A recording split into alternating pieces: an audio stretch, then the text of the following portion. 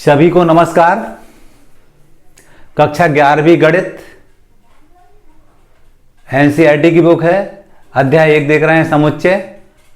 प्रश्न number 1.2 question number पहला, निम्नलिखित में से कौन से रिक्त समुच्चय के उदाहरण हैं। पिछले वीडियो में हमने समुच्चय की परिभाषा देखी थी। वस्तुओं के सुपरिभाषित संग्रह को हम समुच्चय कहते हैं। वस्तुओं के सुपरिभाषित संग्रह को हम समुच्चय कहते हैं। यहां पर रिक्त समुच्चय आ रहा है। ऐसा समुच्चय जिसमें एक भी अवयव ना हो उसे हम रिक्त समुच्चय कहते हैं।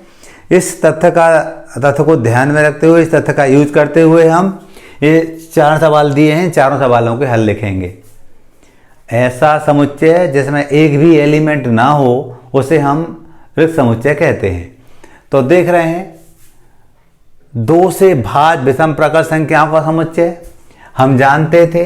प्राकृत संख्या का समुच्चय n से दर्शाते थे।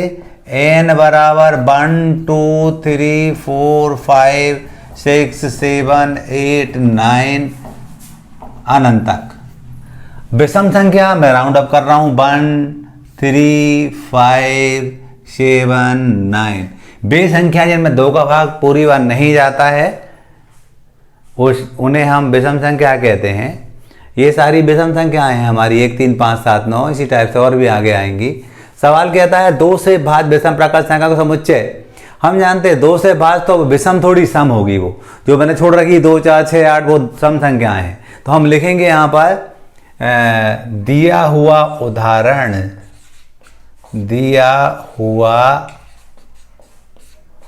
उदाहरण रिक्त समुच्चय का है। रिक्त समुच्चय का है क्योंकि 2 से भाज्य सम प्राकृत संख्या होती है। 2 से भाज्य सम प्राकृत संख्या होती है।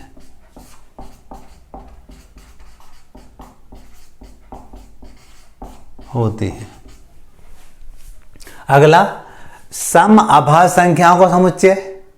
हम जानते हैं अभाज्य संख्या का जो समुच्चय होता है, अभाज्य संख्या वे संख्या जिनमें खुद का भाग जाए, स्वयं का जाए और एक का जाए। 2 3 5 7 11 13 इस प्रकार की अभाज्य संख्याएं होती है। अब वो कह रहे हैं सम अभाज्य संख्याओं का समुच्चय। अब सम अभाज्य संख्या 2 मिलेगी हमें। सम अभाज्य संख्या क्या है? 2 है जी, 2। क्लियर? तो हम कहेंगे दिया हुआ उदाहरण रिक्त समुच्चय का नहीं है, क्योंकि एक एलिमेंट 2 मिल रहा है हमें। तो यहां लिखेंगे दिया हुआ उदाहरण रिक्त समुच्चय का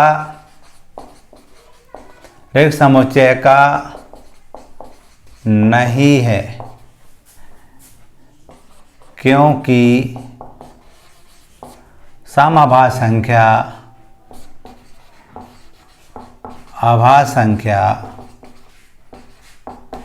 2 है। क्लियर? अगला, x सच दैट x एक प्राकृत संख्या है। x छोटा है 5 और साथ ही x बड़ा है 7। हम जानते प्राकृत संख्या तो वो आएगी 1 2 3 4 5 6 7 8 9, लेकिन शर्त क्या दे रखी है? x छोटा है 5, x यानी 5 से छोटी प्राकृत संख्या और 7 से बड़ी प्राकृत संख्या। ऐसा कोई समुच्चय नहीं है हमारे पास। तो हम लिखेंगे दिया हुआ उदाहरण रिक्त समुच्चय का है, क्योंकि ऐसी कोई प्राकृत संख्या नहीं है जो 5 से छोटी और 7 से बड़ी हो। अगला क्वेश्चन आता है y सच दैट y किन्हीं भी 2 समांतर रेखाओं का उभयनिष्ठ बिंदु हम जानते हैं सामान्यतः जो रेखाएं होती है वो एक दूसरे को कभी नहीं काटती हैं, तो उभयनिष्ठ बिंदु हो ही नहीं सकता। तो क्या लिखेंगे यहाँ, दिया हुआ उदाहरण रिक्त समुच्चय का है, रिक्त समुच्चय का है, क्योंकि दो समांतर रेखाओं का किन्हीं भी दो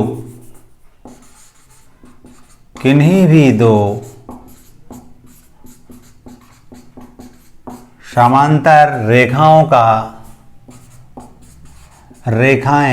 समांतर रेखाएं एक दूसरे को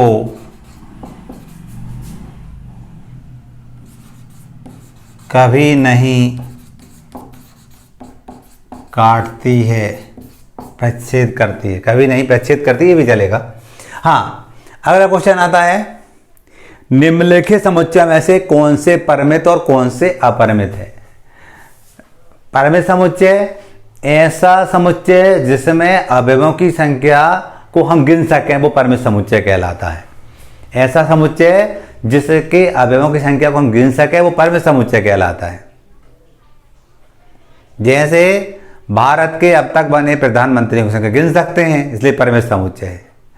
दूसरा अपरिमित समुच्चय, ऐसा समुच्चय जिसमें अवयवों की संख्या को हम गिन ना सके वो अपरिमित समुच्चय कहलाता है। जैसे आकाश में तारों की संख्या। क्लियर। अब हम यहाँ देख रहे हैं, यहाँ बताना है इनमें से परिमित समुच्चय और अपरिमित समुच्चय की परिभाषा को ध्यान में रखते हुए नीचे दिए हुए समुच्चयों को चिन्हित करना, पहचानना है इनको कि कौन से परिमित समुच्चय और कौन से अपरिमित समुच्चय है। वर्ष के महीनों का समुच्चय हम जानते हैं, वर्ष में 12 महीने होते हैं, तो ये क्या है, लिख देंगे हम परिमित समुच्चय है, क्योंकि एक वर्ष में 12 महीने होते हैं। दूसरा 1 2 3 अनंत आ रहा है तो हम लिखेंगे अपरिमित समुच्चय है, क्योंकि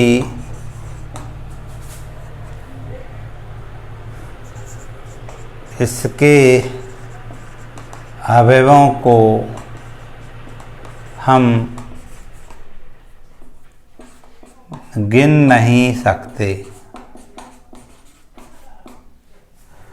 ये देखिएगा 1 2 3 99 100, ये क्या कहेंगे हम, परिमित गिन सकते हैं ना, परिमित समुच्चय है क्योंकि इसमें 100 अवयव हैं, इनको गिन सकते थे हम। अगला 100 से बड़े धन पूर्णांकों समुच्चय अपरिमित है, 100 से बड़े अनंत हो सकते हैं, तो हम लिख देंगे अपरिमित समुच्चय है, क्योंकि 100 से बड़े धन पूर्णांक अनंत होते हैं। आगे 99 छोटे अभाज्य पूर्णांकों का समुच्चय गिन सकते हैं। भाई किस टाइप से बात मिलेंगी, 2 3 ये 2 3 5 7 हम जानते हैं, 2 3 5 7 इसी टाइप से अन्य संख्या मिलेगी और लास्ट वाली 97 मिलेगी। लिख देंगे परिमित समुच्चय है। इस टाइप से 2 3 5 7 अन्य संख्याओं को लिख करके हम गिन सकते हैं इनको सबको। ये इस टाइप से सवाल पहला और दूसरा हो जाता है। अब हम तीसरा सवाल देखने जा रहे हैं। क्वेश्चन नंबर 3, बताना था इनमें से कि कौन कौन से परिमित है और कौन कौन से अपरिमित समुच्चय इनमें से। तो वहाँ सवाल छपे हुए हैं। अभी अभी हमने परिभाषा दे रखी थी, ऐसा समुच्चय जिसमें अवयवों की संख्या हम गिन सकें वो परिमित समुच्चय, और नहीं गिन सकें वो अपरिमित समुच्चय। तो अब देखना, इन दोनों बातों का ध्यान रखते हुए हम करने जा रहे हैं। एक्स अक्ष के समांतर रेखाओं का समुच्चय हम जानते थे इस टाइप से, हमने समकोण निर्देशांक पद्धति देख रखी थी। इसको अपन एक्स अक्ष कहते थे और इसको वाई अक्ष कहते थे। ऐसे के समांतर तो हम कह सकते हैं अनंत रेखाएं खींच सकते हैं, बहुत सारी रेखाएं खींच सकते हैं। तो ये जो है ना एक्स अक्ष के समांतर रेखाओं का समुच्चय क्या है अपना, अपरिमित है। क्या लिख देंगे इसका अपन आंसर, यहीं बाजू में लिख दे रहे हैं, अपरिमित।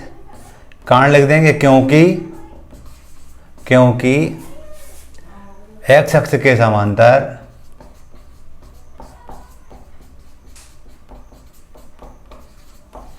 अनंत समांतर रेखाएं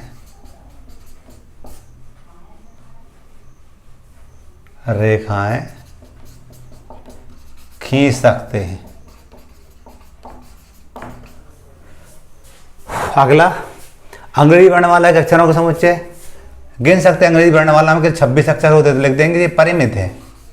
परिमित क्यों है, क्योंकि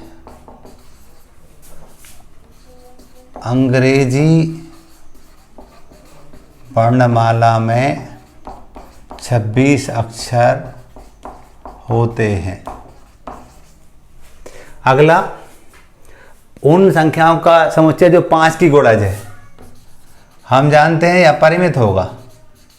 क्यों होगा अपरिमित, 5 की गुणज तो हम जानते हैं 5, 10, 15, 20 इस टाइप से अनंत आ जाएंगी। पृथ्वी पर रहने वाले जानवरों का समुच्चय ये परिमित हो, गिन सकते हैं अपन। परिमित,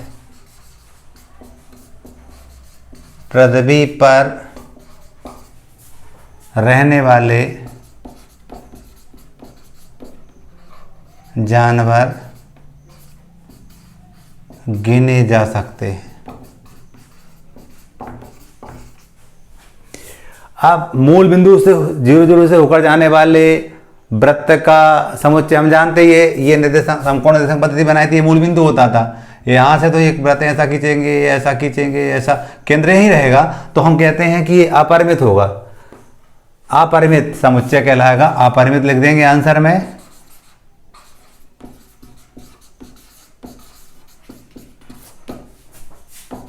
क्योंकि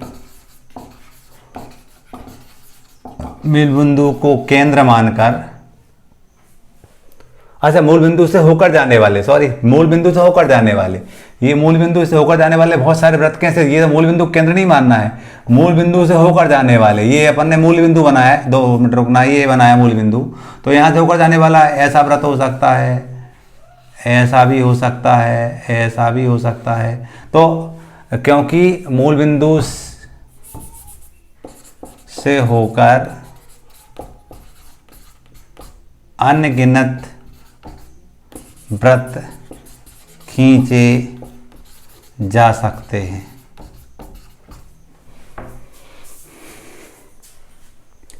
ये वाला डायग्राम होगा, इस टाइप की आकृति बनेगी, ये नहीं बनेगी, ठीक है। इसके बाद देखिएगा ए और ए बराबर बी है या नहीं ये बताना है। बराबर समुच्चय कब कहलाता है, तब दोनों में अवयवों की संख्या समान और एक जैसे अवयव, ए यहाँ है, बी यहाँ है, सी यहाँ है, सी यहाँ, डी यहाँ है, डी आगे पीछे हो चलेगा। हम लिख देंगे यहाँ ए बराबर बी, इसका आंसर हो गया। यहाँ पर देखो 4 यहाँ है, 4 8 भी है, 12 नहीं है, यहाँ 18 इधर नहीं है, तो हम लिखेंगे यहाँ आंसर करके लिखेंगे ए बराबर नहीं है बी के, क्योंकि 12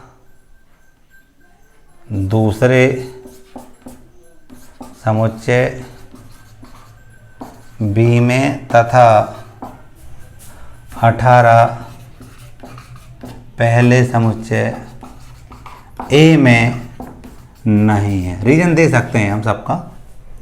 अगला देखिएगा 2 4 6 8 10, यहाँ पर एक सम धन पूर्णांक है, इसका मतलब x छोटा है बराबर है 10, 2 4 6 8 10 तक ये भी आएगा, ये b हो गया, तो समान है, a बराबर b है।